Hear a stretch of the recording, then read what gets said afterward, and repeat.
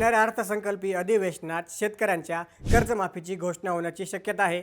त्यासाठी सरकारने महत्त्वपूर्ण पाऊल उचललं आहे। नक्की काय आहे बातमी सांगतो, पण त्याआधी थोडक्यातला फॉलो नक्की करा, कारण प्रत्येक महत्त्वाची अपडेट आम्हीच सर्वात आधी तुम्हाला सांगतो। राज्य सरकारने राज्यातील सर्व बँकांना थकीत कर्जदार शेतकऱ्यांची माहिती राज्य सरकारच्या शिंदे समितीकडे पाठवण्याचे आदेश दिले आहेत। विशेष म्हणजे 30 जून 2025 ते 30 सप्टेंबर 2025 या काळातील थकबाकीदार शेतकऱ्यांची यादी मागवण्यात आली आहे।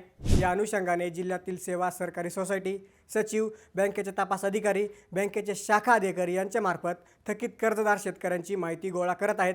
नाशिक जिल्हा बँकेने तर 74,000 शेतकऱ्यांची माहिती पोर्टलवर अपलोडही केली आहे। 23 फेब्रुवारीपासून राज्याचं अर्थसंकल्पीय अधिवेशन सुरू होत असून 6 मार्चला अर्थसंकल्प सादर केला जाईल। उपमुख्यमंत्री अजितदादा पवार यांच्या निधनानंतर आता मुख्यमंत्री देवेंद्र फडणवीस स्वतः अर्थसंकल्प मांडणार आहेत। या अर्थसंकल्पात राज्यातील लाखो शेतकऱ्यांना संपूर्ण कर्जमुक्तीची गोड बातमी मिळण्याची दाट शक्यता आहे।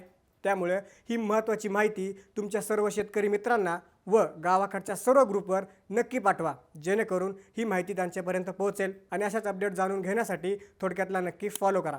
बातमी म्हणजे थोडक्यात।